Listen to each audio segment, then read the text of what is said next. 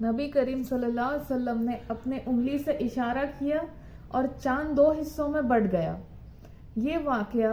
نبی کریم صلی اللہ علیہ وسلم کی ہجرت کے تقریباً 5 سال پہلے کا واقعہ ہے، جب نبی کریم صلی اللہ علیہ وسلم سٹرگل کر رہے تھے قریشیوں کو اپنی دین کی دعوت دیتے ہوئے۔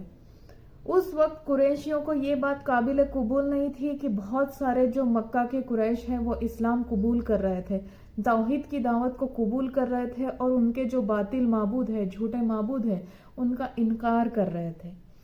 تو اس بات سے نبی کریم صلی اللہ علیہ وسلم کو ڈائیورٹ کرنے کے لیے،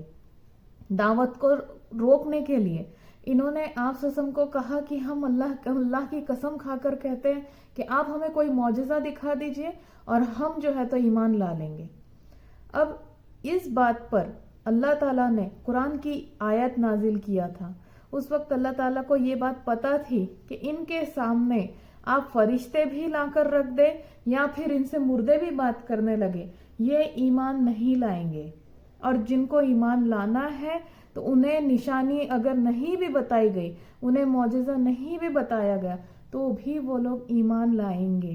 تو اسی لیے اللہ تعالیٰ نے یہ ایک وجہ تھی نشانیاں نہیں بتانے کی، اور دوسری وجہ یہ تھی کہ جو پچھلی قومیں گزری ہے تو ان پر اللہ تعالیٰ نے جیسی معجزے بتائے اور اس کے بعد انہوں نے ایمان نہیں لائے تو ان پر جو ہے تو عذاب نازل کیا گیا تھا۔ تو یہ اللہ تعالیٰ کا جو ایک نظام ہے کہ جیسے ہی نشانی بتانے کے باوجود، معجزے بتانے کے باوجود بھی اگر قوم ایمان نہیں لاتی ہے تو ان پر عذاب لا دیا جاتا تھا۔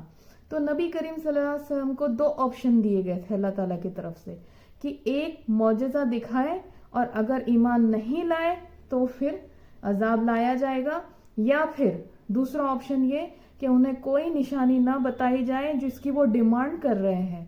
اور پھر وہ ان کو جو ہے تو توبہ کے لیے دروازے ان کے لیے کھلے رکھ دیے جائے۔ تو آپ صلی اللہ علیہ وسلم نے دوسرا آپشن چوز کیا کہ ان کو کوئی نشانی نہ بتائی جائے ان کی ڈیمانڈ کے مطابق، اور ان کے لیے توبہ کا دروازہ کھلا رکھ دیا جائے۔ اب اس کے باوجود بھی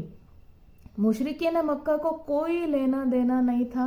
کہ انہیں عذاب آئے یا پھر جو بھی ہے اللہ تعالیٰ نے ان کے لیے خیر سوچا تھا، ان سے انہیں کوئی لینا دینا نہیں تھا۔ ان کا مقصد صرف ایک ہی تھا کہ آپ صلی اللہ علیہ وسلم کو ڈائیورٹ کرنا ہے اور لوگوں کو یہ بتانا ہے کہ یہ دیکھو یہ نبی نہیں ہے کر کے، یہ بات انہیں پروف کرنا تھی۔ تو اسی لیے انہوں نے کہا کہ آپ جو چاہیں وہ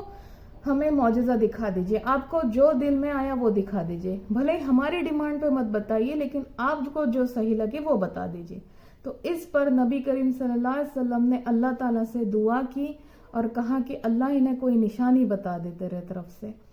تو پھر اللہ تعالیٰ نے کہا جبرائیل علیہ السلام کے ذریعے سے نبی کریم صلی اللہ علیہ وسلم کو میسج دیا کہ آج شام کو جو ہے تو نشانی بتائی جائیں گی، اور پھر یہ واقعہ جو شق قمر کا واقعہ ہے یہ ہوا۔ تو یہ دیکھنے کے بعد مشرکین مکہ آنکھیں مل مل کے دیکھ رہے تھے اور پریشان تھے کہ یہ کیسے ہو گیا کر کے، کیونکہ انہیں تو لگا تھا کہ یہ بات سچی نہیں ہوں گی اور پھر وہ لوگوں کو بتا دیں گے کہ دیکھو یہ تو جھوٹا نبی ہے نعوذ باللہ، لیکن بات تو سچی ہو گئی، اسی لیے وہ پریشان ہو گئے کہ اب کیا کرے۔ پھر انہوں نے یہ بات پھیلائی کہ یہ جادوگر ہے، اس نے ہم سب پر جادو کر دیا۔ لیکن پھر انہوں نے ایک چیز کیا کہ جو باہر کے لوگ ہیں، جو مکہ کے باہر کے لوگ ہیں، وہ جو مکہ میں انٹر ہو رہے تھے ان سے کنفرمیشن لیں گے کہ کیا آپ نے بھی شق قمر دیکھا، مطلب کہ آپ نے بھی چاند جو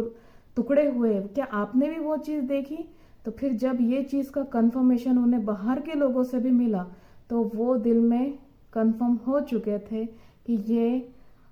سچے نبی ہے۔ اس واقعے میں اور ایک انٹرسٹنگ بات یہ ہے